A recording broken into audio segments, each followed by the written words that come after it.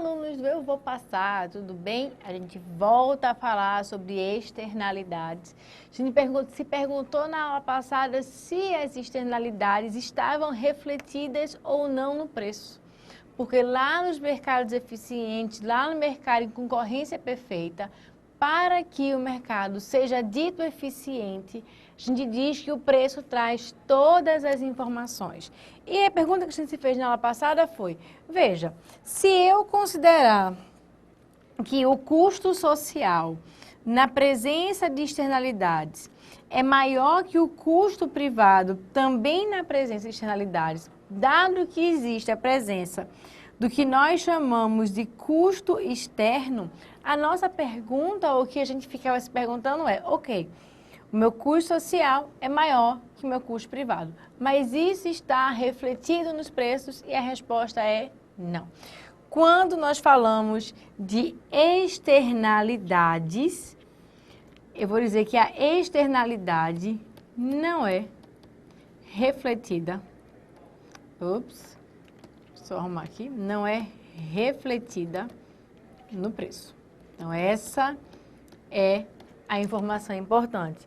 Quando eu falar em externalidades, ela não está sendo absorvida pelo preço. E aí eu tenho algumas considerações importantes para fazer. Primeira, se eu tenho que os custos sociais são maiores que os custos privados, ou seja, se eu estou na situação de externalidade negativa, o que acontece é que eu tenho uma super oferta de bens.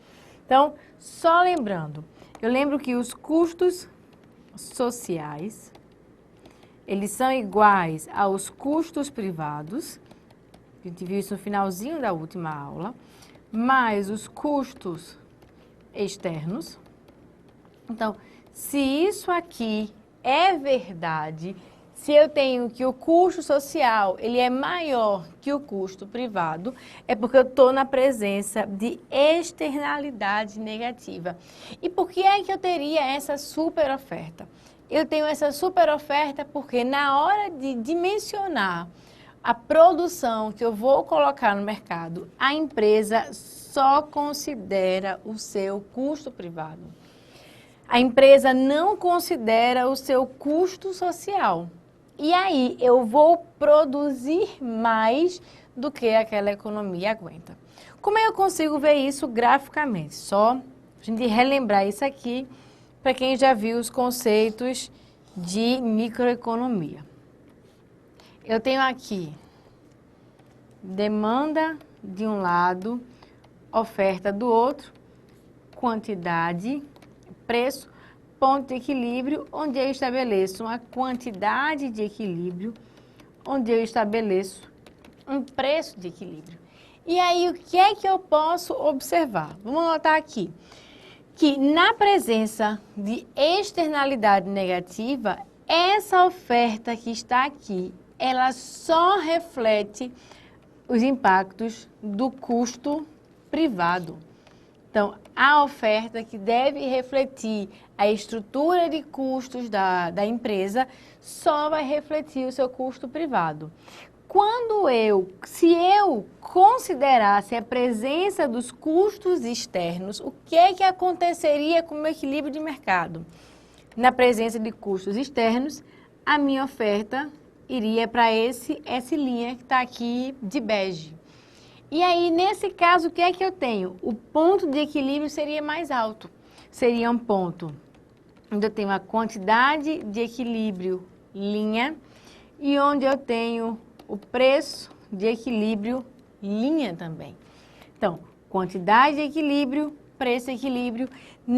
Quando eu tenho externalidade negativa, eu estou ofertando mais do que a sociedade gostaria. Eu tenho uma tendência de super ofertar o produto.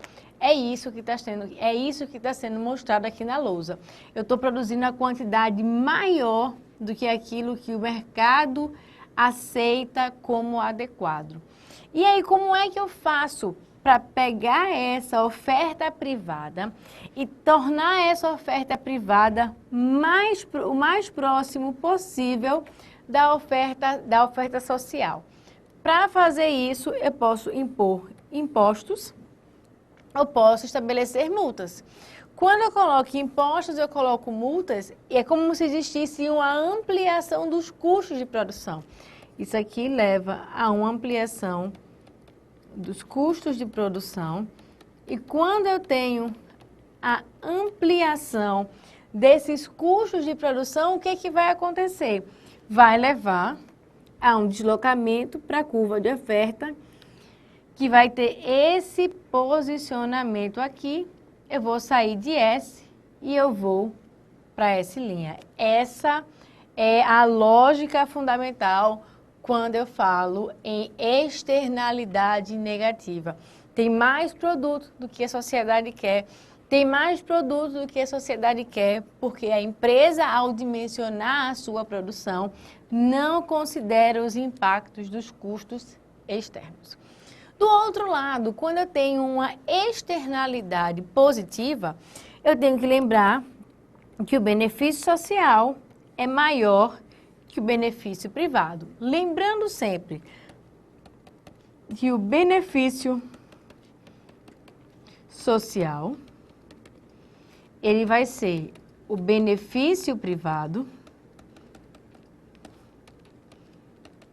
somado ao benefício externo. Então, é isso que está marcado aqui na lousa. Então, eu tenho um benefício social maior do que a empresa contempla na sua produção. E aí, o que acontece? Ao invés de eu ter uma super oferta, como a gente tinha nas externalidades negativas, eu vou ter uma suboferta. Eu vou ofertar menos do que a sociedade acha que é adequado. Então, no caso das externalidades positivas, acontece justamente o contrário. Eu vou colocar aqui dentro do mesmo gráfico. Enquanto esse gráfico bege representa que existe uma super oferta no caso das externalidades negativas, esse gráfico vermelho que mostra a oferta social, considerando a externalidade positiva, isso aponta que essa seria a quantidade desejada pela sociedade. Mas nós só temos essa quantidade marcada em azul, o que significa que existe uma suboferta. A sociedade espera mais, porque o benefício gerado é muito grande, e aí a empresa não consegue, a empresa ou o produtor não consegue absorver esse impacto e acaba produzindo menos.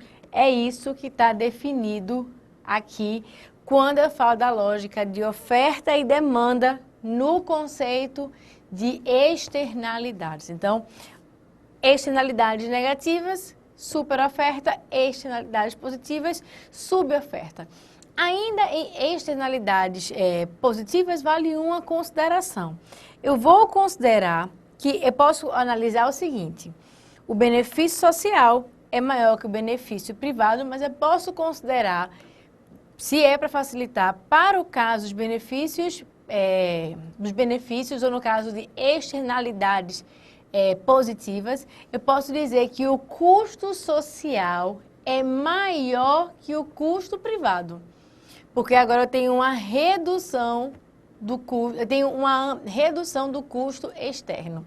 Então, eu posso falar, para o caso das externalidades positivas, que o benefício social é maior que o benefício privado, ou eu posso dizer que o custo social é menor que o custo privado. É justamente o inverso das externalidades negativas. E aí, aqui somente uma análise sobre a ótica do custo. Eu tenho externalidade positiva quando a gente internaliza o custo social, e eu tenho externalidade negativa quando a gente não internaliza o custo social. Do lado do benefício, eu tenho externalidade negativa quando a gente internaliza o benefício social, e eu tenho externalidade positiva quando a gente não internaliza o benefício social. Esse benefício social, ele passa. Então, eu tenho benefício e tenho uma externalidade negativa quando eu recebo meu benefício privado e eu não consigo capturar o benefício externo, de tal forma que isso passa para a sociedade através da externalidade positiva. Se eu absorvo esse benefício, estou gerando externalidade negativa. Então, são algumas considerações na ótica do custo, na ótica do benefício, quando a gente fala de externalidades. Seguindo, a gente tem que saber, eu já sei o que são externalidades. Já sei o que é uma externalidade negativa, já sei o que é uma externalidade positiva. Já sei, eu tenho essas duas informações. O que eu preciso saber é o que é que causa a externalidade. Eu já sei o que é uma externalidade, mas eu preciso compreender a sua causa. E aí, a gente pode analisar de duas óticas semelhantes que vão se complementar no fim das contas. É a ausência de direitos de propriedade, isso pode causar externalidade, e os custos de transação podem causar externalidades também. E aí, nesse sentido, vamos pensar nos carros sem donos, ou nos bens sem donos. Imagina uma situação, aliás, vamos entender como é que a ausência de propriedade causa externalidade negativa. Quando os bens não têm donos. Imagine que a gente tivesse um mercado de carro público. E aí vamos pensar como é que esse mercado de carro público funcionaria. Você deixaria o seu carro na ignição ou no contato, enfim, em cima do para-brisa e sairia. Qualquer pessoa poderia pegar o seu carro e andar, e você poderia pegar qualquer carro. Qual é o problema disso? Imagine que você pega um carro e esse carro não é seu. Você vai fazer manutenção? Possivelmente não. Possivelmente você não vai fazer a manutenção do carro, porque o carro não é seu, porque você não é beneficiado pela manutenção do carro. E aí os seus carros ficam muito mais velhos. Ou seja, quando eu não tenho, quando não existe, claro, o direito de propriedade, quando esse direito de propriedade ele não existe, aí eu tenho um problema da geração de externalidade. Nesse caso, externalidade negativa. Por que é que o fato de eu não fazer manutenção no carro gera uma externalidade negativa? Simples. Se eu não fizer manutenção no carro, o carro fica mais velho. E eu não faço manutenção do carro porque eu não vou ser beneficiada diretamente por isso. Então, eu poderia até fazer, mas como eu não sinto esse benefício direto, eu não tenho nenhum interesse em fazer essa manutenção. Então, o que ele fala aqui é o seguinte: a falta de direito de propriedade leva ao aparecimento de externalidades, positivas ou negativas.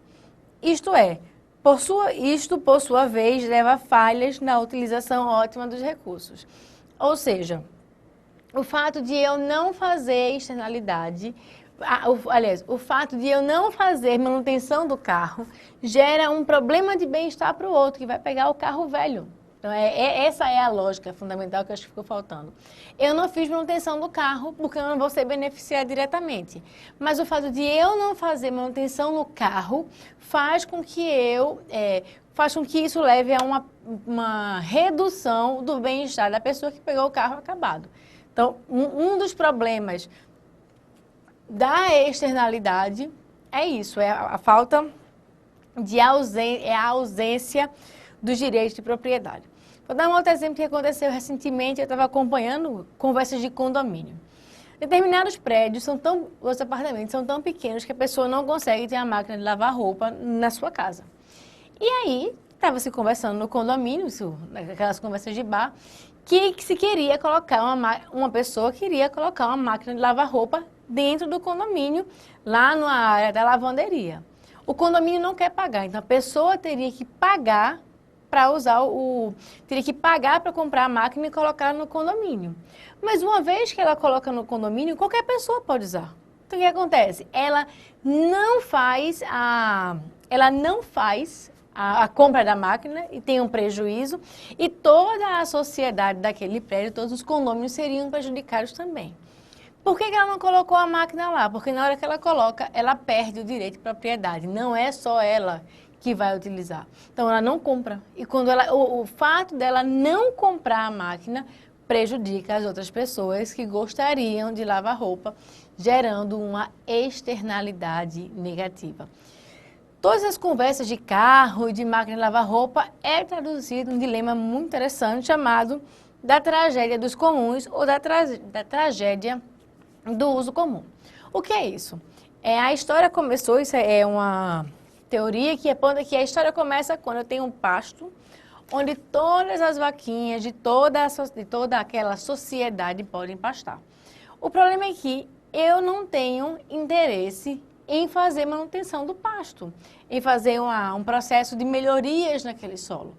Por que eu não tenho interesse em fazer isso? Porque se eu fizer, eu não vou ser a única beneficiada.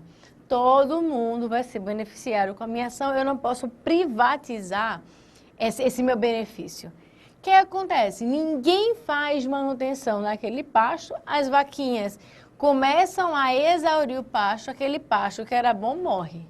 Então, esse é um problema de externalidade, eu não faço manutenção, prejudico o pasto e prejudico todo mundo. Essa situação é chamada de tragédia dos comuns ou tragédia do uso comum. Tragédia dos comuns gera externalidade, porque não há claramente um direito de propriedade sobre o uso daquele terreno, por exemplo. Então, essa é a informação mais interessante sobre direitos de propriedade. Contudo, existe um teorema chamado de Teorema de Coase, que diz que as externalidades não são causadas pela definição ou não dos direitos de propriedade. As externalidades são causadas, segundo o Teorema de Coase, se houver custos de transação entre os agentes. Para ficar mais claro, não existe externalidades se não houver custos de transação entre os agentes. Então, essa é a lógica mais fundamental. Houve custo de transação, possivelmente vai existir externalidade. Vamos ver aqui como é que funciona essa lógica. Eu tenho aqui a fazenda A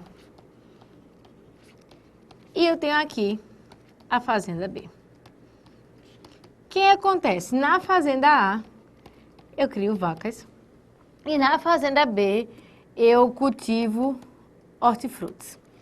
O que acontece? Imaginem que não há muro entre essas fazendas, de tal maneira que a vaquinha que está aqui vai pastar no hortifruti, gerando claramente externalidade negativa.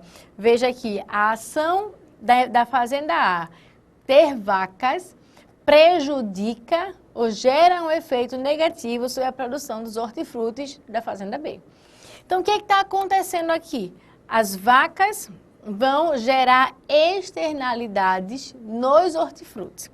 E aí, vamos estabelecer, por exemplo, que a fazenda A tenha o direito, aliás, a fazenda B tenha o direito de manter os seus hortifrutis conservados sem a presença das vaquinhas. De tal maneira que cabe à fazenda a obrigação de construir um muro e resolver o problema da externalidade.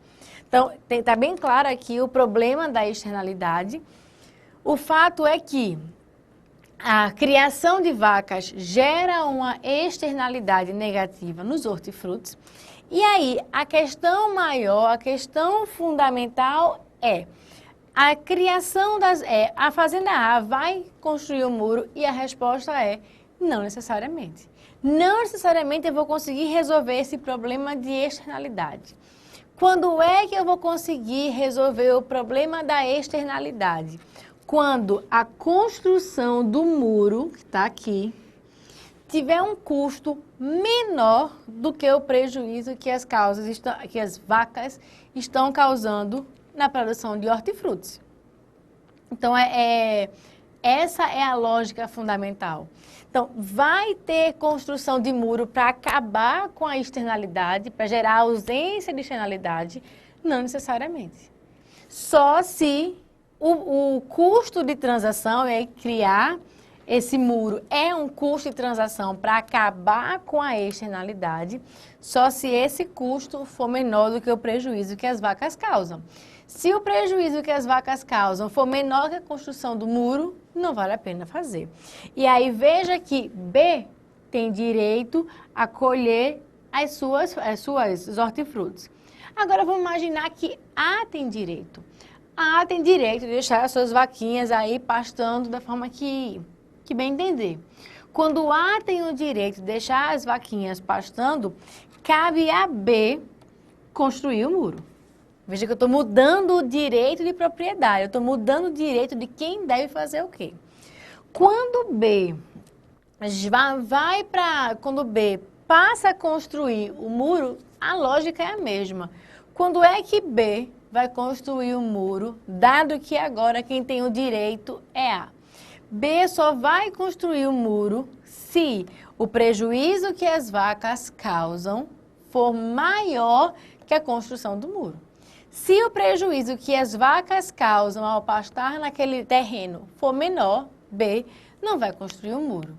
Então, o que define como é que a causa das externalidades é, primeiro, direito de propriedade. Se eu não sei claramente quem tem direito de quê, vai causar problema de externalidade. E aí o teorema de Coase vai ainda mais. Independente de quem tem direito, se existir custo de transação, vai existir externalidade. Veja aqui, esse muro pode não ser construído simplesmente porque o custo para construir o muro é maior do que o benefício que a gente tem. E aí a ideia diz o seguinte: o teorema de Coase afirma que, independentemente da forma pela qual os direitos de propriedade sejam alocados em função da externalidade, a alocação de recursos será eficiente quando as partes puderem barganhar sem custo. Ou seja,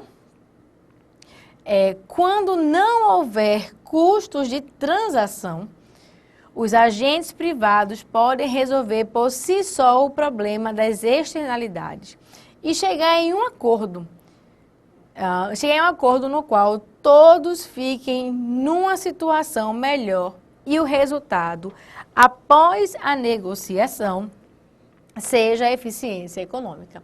Então, Coase tem uma outra linha. Ele diz que vai ter externalidade se houver custo de transação.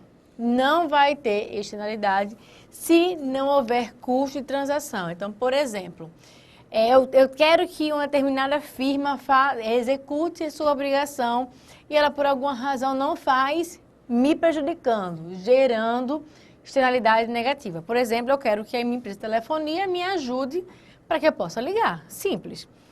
Quando a empresa de telefonia não faz isso, vai me gerar uma externalidade negativa.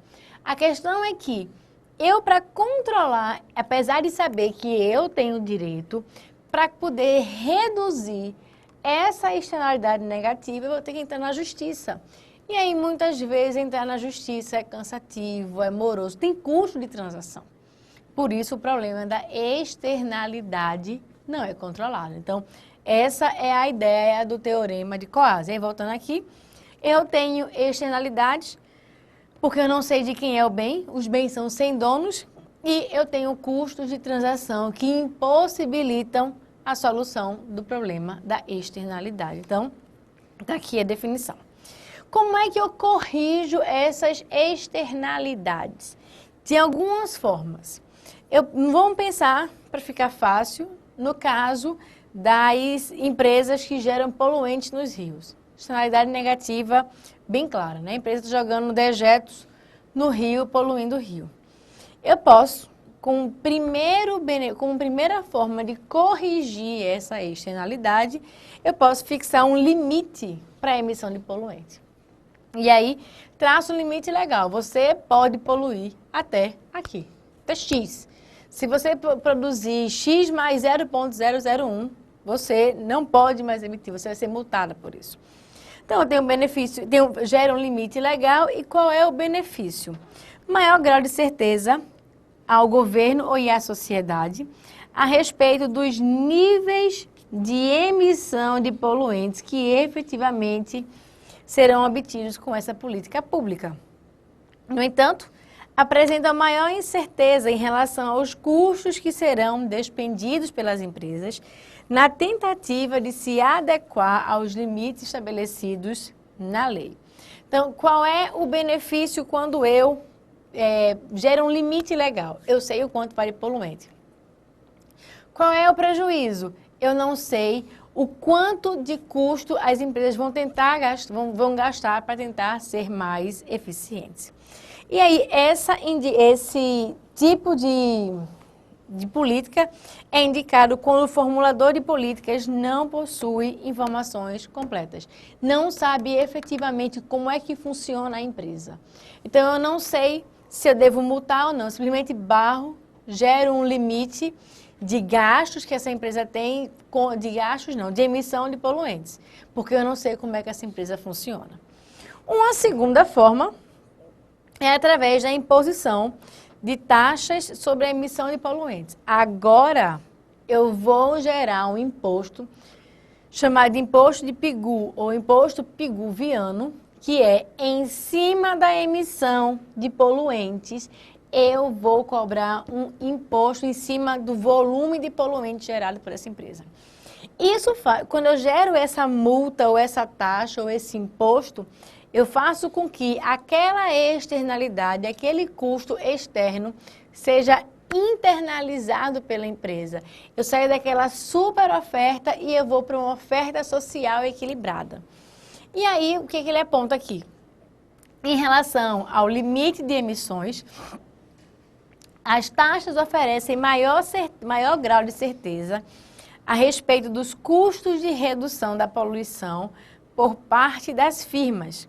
No entanto, deixam maior incerteza em relação aos níveis de redução. Aqui é o contrário. Eu tenho incerteza quantos níveis de redução da emissão de poluentes que serão obtidos com essa política pública.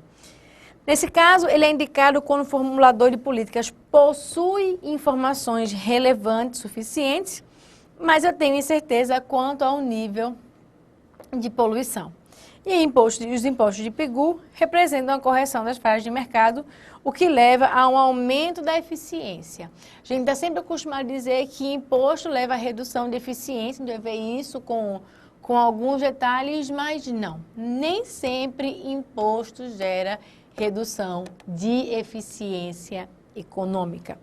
E, finalmente, a terceira forma de corrigir as externalidades é uma forma que já existe hoje no mundo inteiro, que são as emissões de licenças negociáveis para poluir, que é o que nós chamamos de créditos de carbono.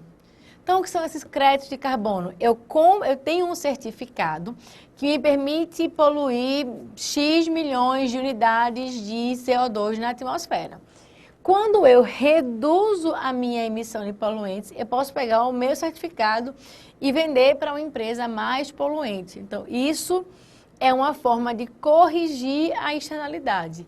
A empresa que poluía vai reduzir o seu nível de poluição e vai vender o certificado para que uma outra empresa menos eficiente possa produzir